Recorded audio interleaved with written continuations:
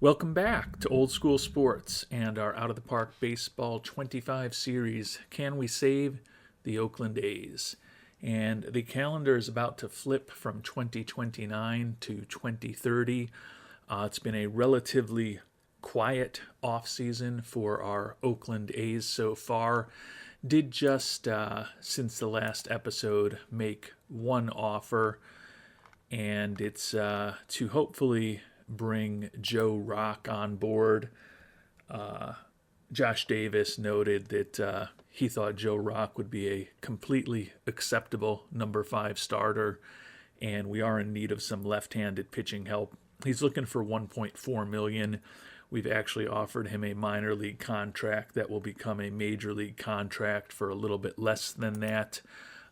So it's almost a riskless proposition for us to bring us into camp if he does end up agreeing to that. So we'll see whether we can get Mr. Davis on board. The other big thing for at least the next couple weeks of game time is going to be getting ready for the international free agent signing period. Appreciate all of you who shared thoughts on what you would do with us since the last episode, and we'll be talking about those very shortly, as well as what decision we end up making. But we've still got a whole another training camp to run with 10 prospects in early January. Hopefully get even more updated scouting reports and have an even stronger sense of the players' upsides and downsides and ceilings and floors, as well as where they might fit into our roster 5, 6, 7 years from now, when they likely could potentially be becoming players for us if everything goes well in terms of their development. And as we close in on the international free agent signing period in just a couple of days, Kyle Bradish, who we made a qualifying offer to, has finally left. They say fan interest declined slightly, but we're still at 49. So this is something that I've been talking about a lot in previous episodes and also thinking about. And Alkshi made a comment which may be accurate here. It seems like fan interest is not really moving up and down at this point, and we only got a 7-point bump, at least in terms of what we visualized when we won the World Series. So my thought is that perhaps 49 is a ceiling on the fan interest because we have the minimal fan loyalty, and kind of like when you can normally only see 100, but supposedly fan interest is declining as players move away, but it doesn't go below 100 because you're really up at 115 or 120 or some crazy number when things are going really well. My hunch is that perhaps if we get the fan loyalty back and higher, that this possible ceiling on where we can be in terms of fan interest may go away, and we may see that fan interest is a little higher. I don't know if that's the case, as I've talked about in previous episodes and in the comments to many of your thoughtful comments. I've never really recall playing with this minimal fan loyalty before, so it's definitely a new experience. But the fact that we've lost several players this offseason that have supposedly had a negative impact and we're still at 49 makes me think that in the background somewhere we might actually be higher than that, but for game purposes we can only have a 49 because of the minimal fan loyalty. So the goal is certainly to get fan loyalty higher. I don't know exactly how to do that other than just trying to put together a team that can compete for a back-to-back World Series championship, and perhaps even more importantly than that, just be a consistently good team over the next few years, put together mostly winning records, hopefully several more playoff seasons, hopefully start developing some homegrown talent. And if we can do all that despite a really low budget and a really low payroll, hopefully the fans will come around, be more loyal, and hopefully that will ultimately translate into higher fan interest and ultimately even higher attendance. And as I got talking about fan interest and the potential impact of Kyle Bradish moving on, didn't note that we did get a supplemental first-round pick for him, which was kind of what we were hoping and expecting. Looks like he signed with the Mets for 4 years and $50 million. Nick Lodolo still on the free agent market, but hoping he signs a contract somewhere in that area. That does mean with the supplemental first round pick that we're going to have to be putting about another $2.5 million into our draft budget just to be right at slot. So even though we have not had a particularly active offseason at this point, the amount of money available is shrinking quickly and probably will shrink by about another $2.5 million if we want to maintain a proper draft budget for where we'll be picking once Lodolo does sign with somebody else. So it's very conceivable that our scouting and our player development may have to be ratcheted down a bit as we get closer to the start of the season, because we still probably would like to add at least one more right-handed hitter, maybe a Tyler Stevenson, and at least one more left-handed pitcher, maybe a Andrew Nardi, if the prices on those two players comes down to the point where we can afford them. And we've made it to the start of international amateur free agency. We do have $5.7 million to spend, so as much as anyone in baseball, which likely guarantees that if we want, we can get any one player that we prefer. Did get feedback from our international scouting department over the last day or so since we put out our last episode, and thank you to everyone who shared that. Of the 10 players that we've been bringing into camp, 7 of them got attention and votes, so to speak, or recommendations from our worldwide scouting department. 3 of the pitchers were considered, but there was definitely a strong preference. Jesus Pagon got 1 vote as someone to consider, but it was really largely driven by his wonderful nickname. Like him, like the fact that he throws in the mid-90s, but he's so far away in terms of his stuff and his control from being major league quality. He's reliant on that changeup developing into a really good pitch to avoid likely being more of a reliever than a starter. And despite our best efforts, we only have high scouting accuracy on him as opposed to the very high we've got on the others. So he's not really someone that we're seriously thinking about. A couple of you highlighted Luis Vera, Ice Water, as a guy to consider. And we definitely like him with a potential 5-pitch arsenal, throws in the low to mid-90s at the age of 16. His stuff, his movement, and his control could all be well above average if things go well. But by far the most popular recommendation among the pitchers and the most popular recommendation overall was David Pizarro, who actually has a somewhat similar profile to Vera. Higher stamina, throws just a tad harder. Stuff could be off the charts, movement and control well above average as well. A lot of his stuff is going to be dependent on that changeup developing into a world-class changeup, but his fastball, his slider, and his sinker aren't far off major league quality at the age of 16. And Barbed Wire also happens to be looking for $600,000 less than Vera and a couple $100,000 less than Jesus Pagon. So I think if we do go with a pitcher, Pizarro, just from an upside perspective and an economic perspective in terms of the lower money that he's looking for than the other top-end prospects, is probably the way that we would go. But there were 4 position players who were popular with the worldwide scouting department as well. Least popular was Wagu Sawatu. He was mainly recommended by a few viewers because they thought it would be fun to have a South African on the team. I don't think he's a serious prospect for me. Certainly if he fully develops, and with that high adaptability and work ethic, there's reason to suggest he's got as good a chance of most youngsters of fully developing. He'd be a really good player, but I like the upside of some others, and some of you do as well. The third most popular position player was the shortstop Arturo Cabrera.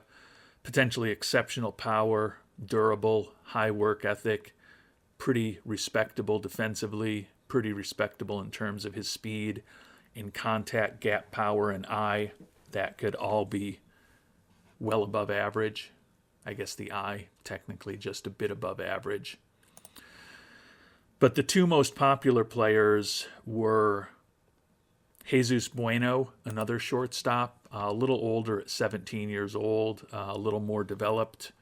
Love the high adaptability, work ethic, and intelligence combination with good durability. I think he could be a really good third baseman, and love that potentially incredible home run power. The other guy who was incredibly popular with viewers is Arturo Uresti, 16-year-old out of Venezuela, another guy with the durability, another guy with that adaptability, work ethic, and intelligence combination. Competent corner outfielder, so probably not quite as valuable as a potential infielder defensively. But I do love that 80 power and 80 eye combination with potentially above average contact and gap power. Not exceptional speed, but still a pretty interesting player. So Uresti and Bueno were by far the two most popular position players. And as we already talked about, Pizarro was by far the most popular player overall and the most popular pitcher. So with Pizarro looking for $2.2 million, Bueno looking for $3.2 million, and Uresti looking for $2.6 million, the question kind of becomes, do we go after one player, or do we try to get aggressive among the three that we really like and try to land two of these top prospects? And certainly if we start thinking about landing two of these top prospects, mixing in an Arturo Cabrera, who's only looking for $2 million, certainly makes that an option to potentially consider. I do agree with several viewers, John Maloney, Casey Durning-Sori, and DLL First Base 14, that in a vacuum, I think the shortstop Jesus Bueno is my favorite player. Durable, really good personality, can play multiple infield positions, even though third is probably his natural spot. Also could certainly play corner outfield, right field, first base. Has options and has a really interesting bat. So I think he is my favorite player overall, but at $3.2 million, I think it would be pretty difficult to land him and another guy that I really like, even if I went to the bargain basement in terms of the players that I like with Arturo Cabrera. $5.2 million in asking price and a $5.7 million budget. I don't think I can get high enough over their initial request to both get them locked up before we get into a potential bidding war. So that means I got to make a decision whether I'm going to go for one guy that I love or two guys that I really like. And looking at two guys that I really like, Arturo Uresti was high on YME943's list and also liked a lot by DLL First Base 14, looking for $2.6 million. And as we talked about, David Pizarro, the most popular pitcher by far, only looking for $2.2 million. and he was the top of Jarek Braxton, Dodo Dude, Bald Sherlock, and Jeansy's lists. So you look at Pizarro at 2.2 million and Urestri at 2.6 million, and that puts us at 4.8. So about $400,000 less than the combination of Bueno and Cabrera. And we can potentially add a outstanding bat with great home run power who's going to draw a ton of walks, tons of durability, and has the personality to make things work, along with the pitcher that we and the viewers like the best. Certainly not a sure thing, but what 16-year-old pitcher really is a sure thing. And we could try to make a run at picking up both of those players and making this an absolutely monster international amateur free agent period if we got lucky and they both signed. And quite honestly, that is what I was leaning for or leaning towards at the end of the last episode. And it was also probably the most popular thing that viewers came up with Kevin McDowell, John Lambert, CJ Alkshe, Katie St. Clair, Paul West, and DLL First Base 14, all kind of mentioning that Pizarro combination with Mr. Urestri is the way to just try to turn this into an incredible international amateur free agent period for us if we get incredibly likely. Certainly no guarantees that it's going to happen, but I think that's the path that we're going to try to follow here. And we'll see if it comes true. I tend to think that even though we're much more successful on the field right now, coming off of a World Series title, it's not inconceivable that we end up having 5.23 or 5.7 million to spend in some years going forward just by virtue of how poor and how low our budget remains.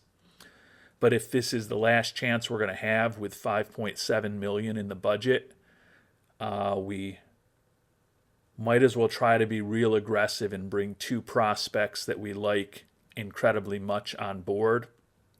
If things fall through with both Urestri and Pizarro, we still could pivot to Bueno perhaps, and there's a lot of decent fallback options as well, but there's some chance that we lock them both up, and there's probably a decent chance that we lock at least one of them up with a modest overbid right out of the gates.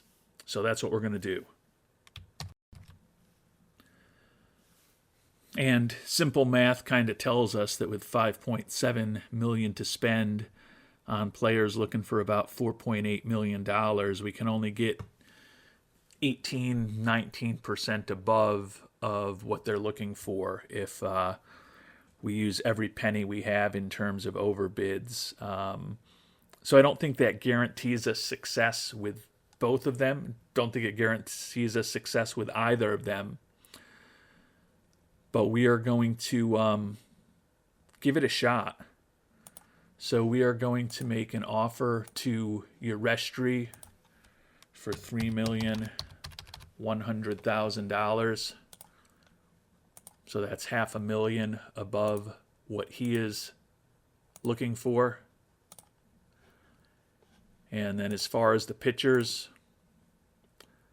we're going to go ahead and make an offer to Mr. Pizarro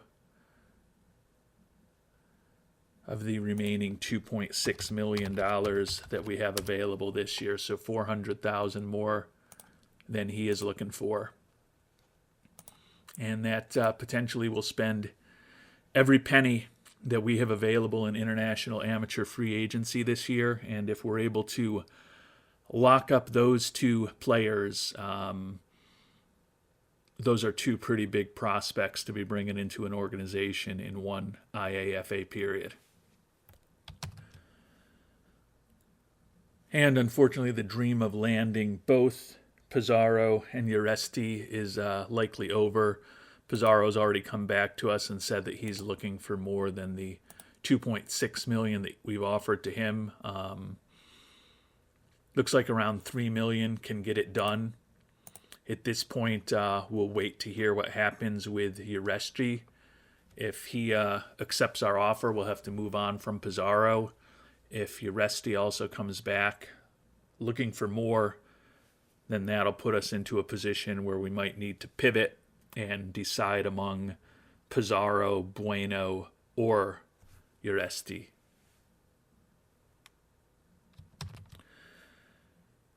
And Uresti did ink the deal for $3.1 million. So remember, he was looking for 2.6. So paid him $500,000 more, but for a 5-star prospect who, if you get into a long and protracted bidding war, can definitely go for max money. Real happy to have him on board. That leaves us with $2.6 million. We're not going to get the pitcher we like the most in Pizarro with that type of money. But we've got enough money that we can try to pivot now to another pretty highly regarded prospect if we like. But certainly love the fact that a durable guy with a great personality who has potentially off-the-charts power and eye, along with more than acceptable contact and gap power if he fully develops, is in our organization at our complex. And looking at the pitchers, Pizarro and Vera have both said that they've got offers for more than the $2.6 million we have left, so there's no way they're signing with us. Juan Portillo says he's looking for $3 million still. Jesus Pagon is still in play for us with the $2.6 million that we have left. And conceptually, I like the idea of adding a pitcher in with an everyday player for our class. But I think Pagon's got a lot of work to do to reach his full potential. And unless things go perfectly, he's probably a reliever. So if he's still on the market after we shoot our next shot, certainly might go with him as a fallback option. But right now we're going to pivot to the shortstop, Arturo Cabrera. We talked about him, durable, high work ethic, not all that bright, which I don't love, but pretty good infield range, a nice arm, another guy who's probably more of a natural third baseman than a shortstop, has potentially off-the-charts home run power with good enough contact, gap power, and eye if everything develops. He's got a long way to go to develop. He is only 16 years old, but he's also not looking for an incredible amount of money. Supposedly $2 million was his number. And right now he's saying he'd sign for $1.5 million. So we're going to try to come in aggressively over that number and get him locked up right now, $1.95 million. And that would still leave us with a little bit of money to play with for some second-tier candidates. And if we're able to add Cabrera on top of Uresti, although it's not necessarily the way we drew things up, I think that could still be a pretty interesting pool of youngsters to bring into our international complex this year. And unfortunately, the price on Arturo Cabrera has gone up. Says he's looking for $2.24 million, so that's still a number that we can afford. Separately, Nick Lodolo has signed. We only got a supplemental second-round pick for him, so he clearly didn't get quite as much money. Although 4 years, $47 million, only off by $2.9 million, but I think hitting that $50 million mark in terms of the guaranteed value pushed the compensation for Mr. Bradish a bit higher than for Lodolo. So a supplemental first and a supplemental second, with the fact that we're now going to be picking much later in the draft than we have previously. That's not entirely unvaluable to us to get those supplemental picks. If we take a look at the upcoming draft, We're going to be picking 32nd this year, which is certainly not the area that we've tended to be picking in. I believe we've had top 10 picks in almost every, if not every, one of the drafts that we've previously had in this playthrough. And I thought about pivoting back to the pitcher, Pagone, who, as we've talked about, similar to Cabrera, is very raw in terms of where his abilities are today.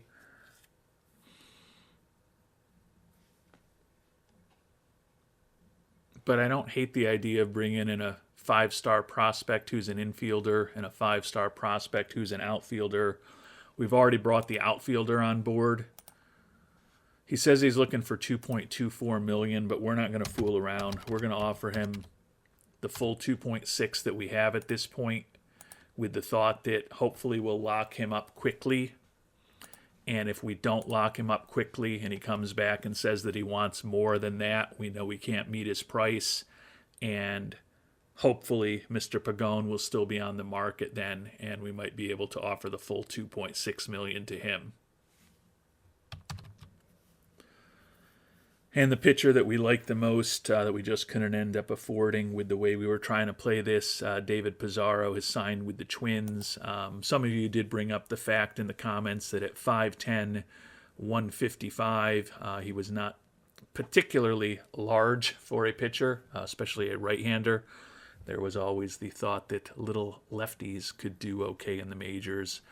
But Pizarro ended up going for $4.9 million to the Twins organization. So that's clearly going to limit just about anything else that they would be able to do in international amateur free agency. So as much as I liked Pizarro, if we're able to ultimately come out of this with two guys that I really like, I'm still not going to complain about the way we played this. And unfortunately, we're off the market for Cabrera. He's looking for about $3.1 million, which is not a number that we can hit unless we go and trade for some additional IAFA money. I've looked at the prices offline, and I don't think that's something that's going to work well for us this year.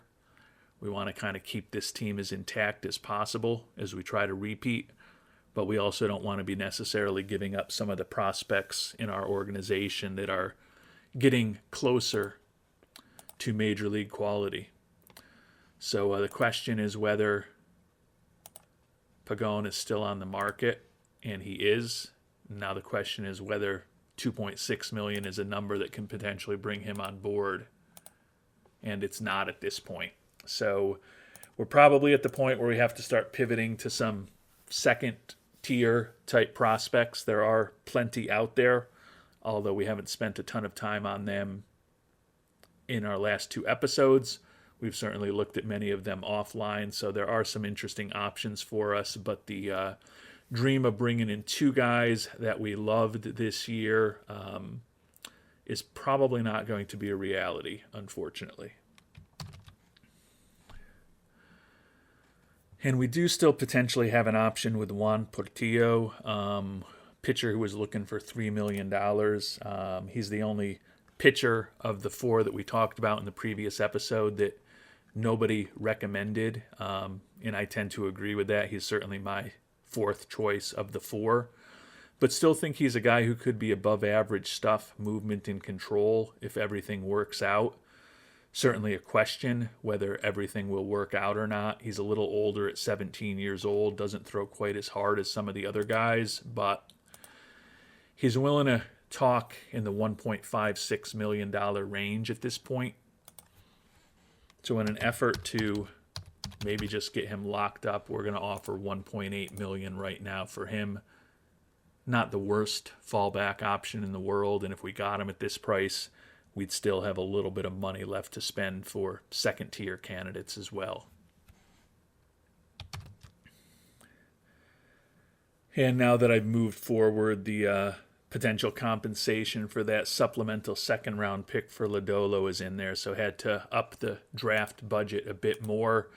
So certainly the amount of money we have to continue chasing potential free agents to help us this upcoming season continues to contract. But the longer we wait, with the preseason beginning tomorrow, the more desperate and willing to sign for a lower amount some of those players may become. And we've made it to the start of the preseason. Supposedly Portillo favors our offer. Would love to bring him on to supplement your restry as far as the international amateur free agents. Andrew Nardi still on the market. Still says he's looking for $7 million a year. Clearly not a number that we can hit. I guess 1 year 6.7 is what he's talking about now. But the reason I say we can't hit that number is because you always hope that at the beginning of the preseason, maybe you get a bump, but we are still at $124 million for this year, $2 million less than we had a year ago when we were coming off of a 73-win season.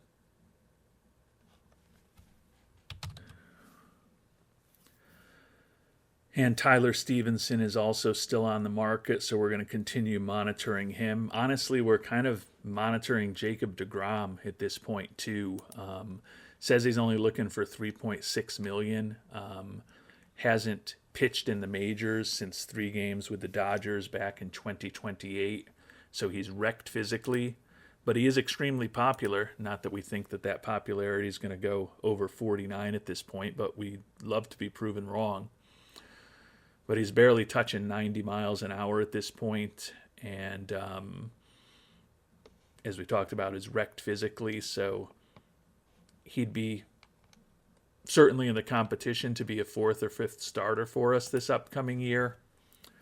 But at the kind of money that he's looking for, I think we're still going to be cautious and wait and see how the market evolves.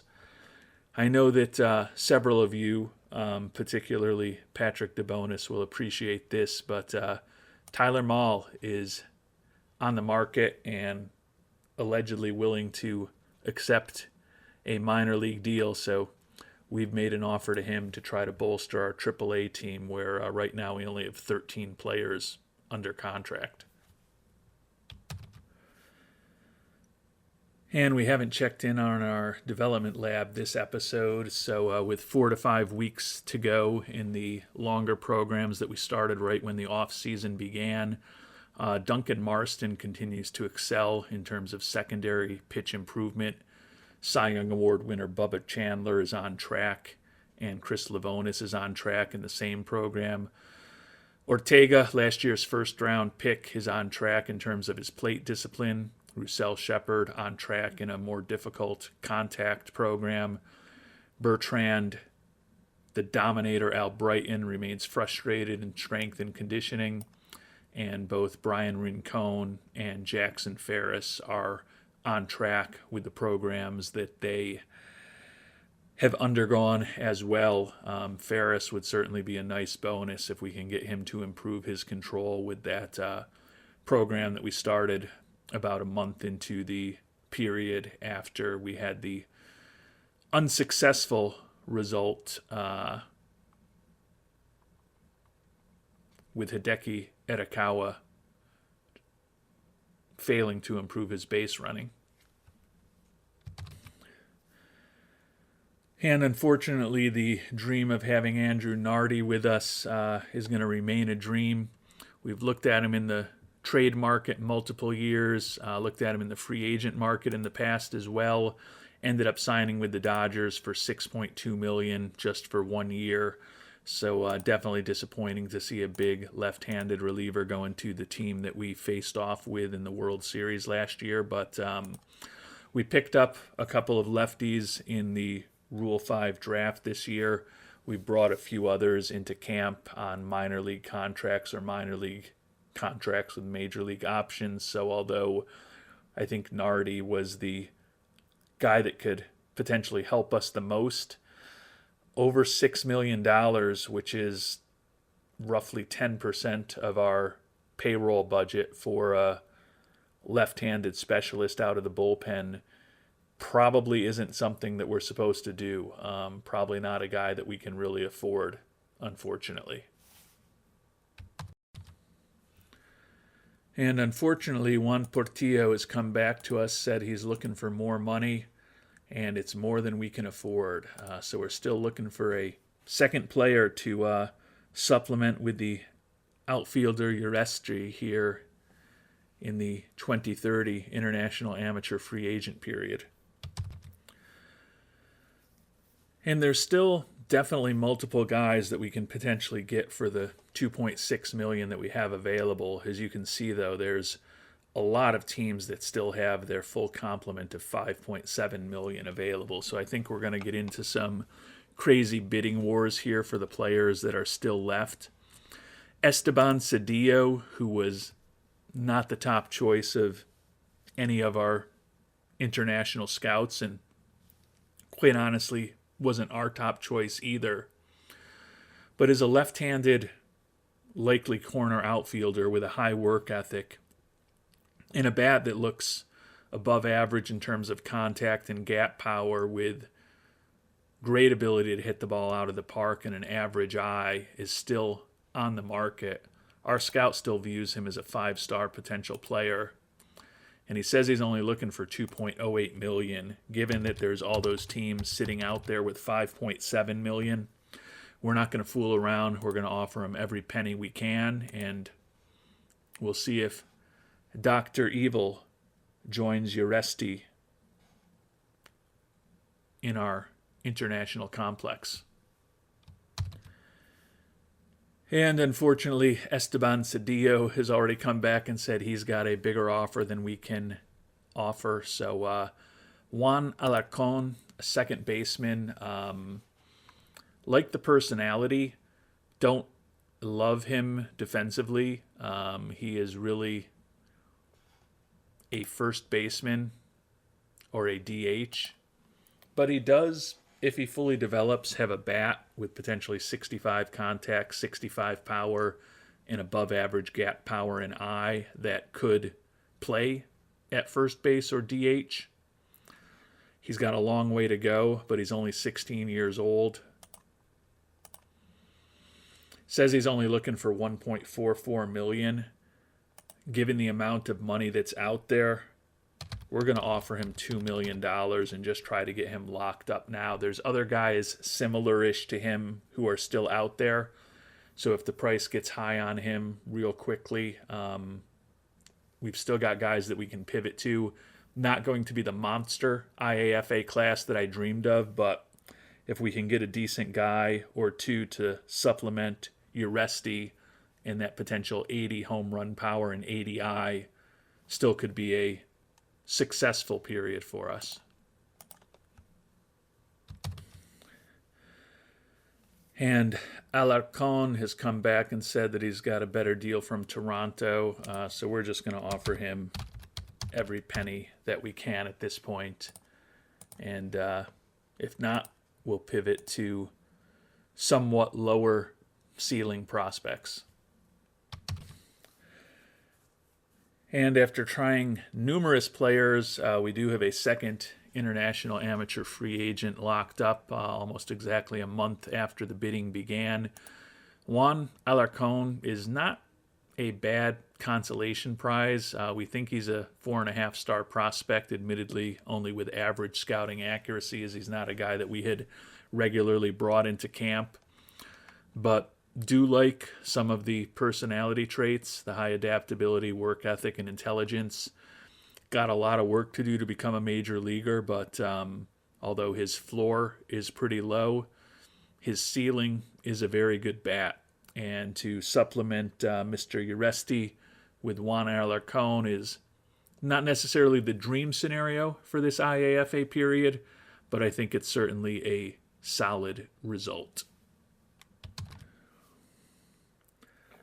And we've made it to the start of spring training, which means we've made it to the end of this episode. Checking in on player development, just a day away from finding out how most of these programs worked out.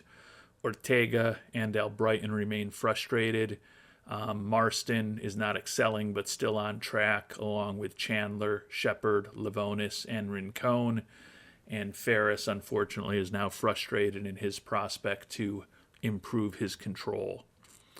but still feeling like we should have more success in the development lab this past off season than we did last year. And we'll see if maybe we get lucky with Mr. Ortega or Mr. Albrighton, but not necessarily expecting that. Still, some guys who could help us on the free agent market, but still generally looking for more money than we're willing to pay. But the price is definitely coming down on some of the position players that are still out there. Can move forward and see that our friend Tyler Stevenson is available, and he is now finally, now that we've gotten to the start of spring training, no longer demanding a major league contract. So we're going to offer him a minor league contract. Would love to be able to bring him on board as a potential fifth outfielder, backup catcher, or actually a backup to the backup catcher, and maybe a guy who could DH for us against left-handed pitching without having to guarantee him a major league contract. But still think that bat against lefties could be helpful to us next year.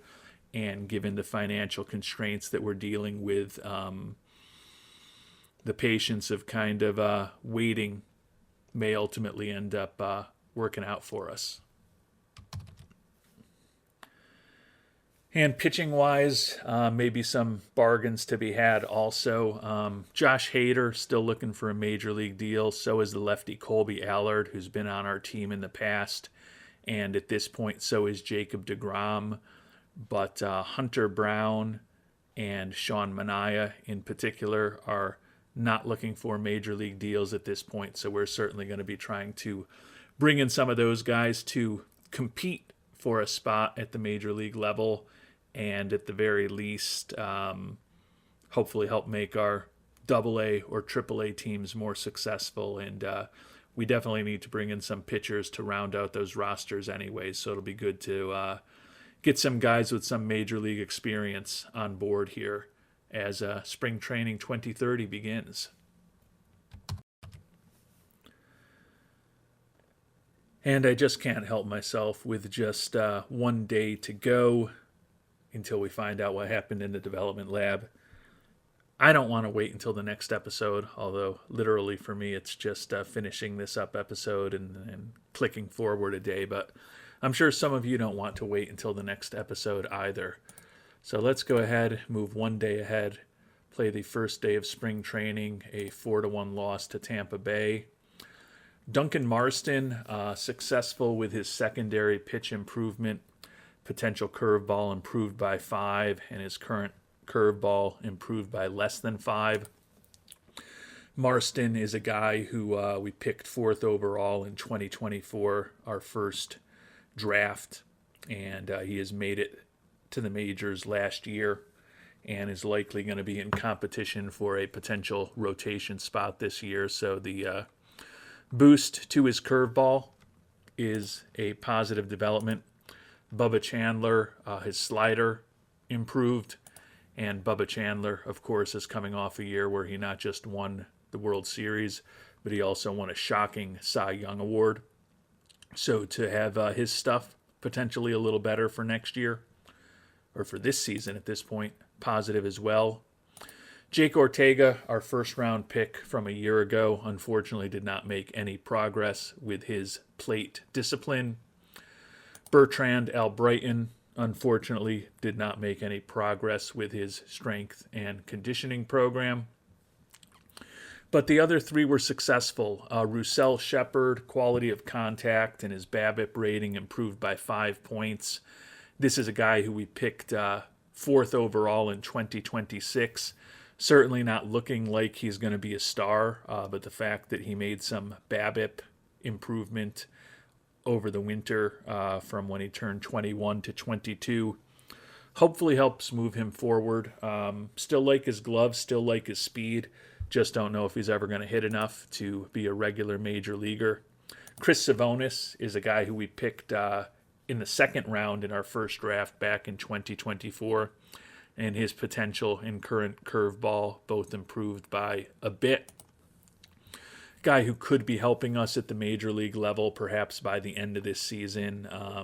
He's only pitched 9 games in Double-A last year, but we do have him in spring training to see him, but he will likely be sent down. And then Brian Rincon, successful improving his plate discipline with his current I rating, improving by less than 5 points, but he looks maxed out at this point. The 26-year-old is fragile, but he has had some pretty impressive seasons for us, and he actually has played over 140 games 3 straight years for us. Really like the glove, good influence in the clubhouse, and a bat that has certainly been more than acceptable at the major league level given his excellent defense. Making $4.7 million this year, set to make almost $10 million in arbitration next year. So it's conceivable this is our last go-round with Rincon, but wanted to try to maximize his skills. So if we do have to trade him this upcoming offseason, hopefully we'll be able to get as much as possible in return from a team with a larger budget than ours. So with 5 of the 8 programs that we started last November successful, certainly a better result for us in international amateur free agency this year, or not, in the development lab. Happy with the result in international amateur free agency as well, but much better result from the development lab this time around than last, as we tried to avoid some of those really raw and young prospects where we just haven't had a lot of success historically with the 17, 18, 19-year-old kind of players. And with the long programs done, the notorious KEV and some other viewers will be happy that we remembered this year to get the final round of shorter programs started. So we've got some guys working on their defense and some guys working on base running fundamentals, as you can see. And we'll also wait and see if the program for Jackson Ferris to improve his control that he began back in December pays dividends or not. He's frustrated at this point, but we'll find out at the end of spring training how he does and how the rest of these shorter programs turn out as well. And with that, we will call it an episode. Next time around, we'll be simming through spring training, making some final cuts, and hopefully signing another player or two, or perhaps trading for another player or two, as we try to figure out which 26-man roster the Oakland A's will use in 2030 as they try to defend their World Series championship. Until then, thanks so much for watching, and hope you have a great day.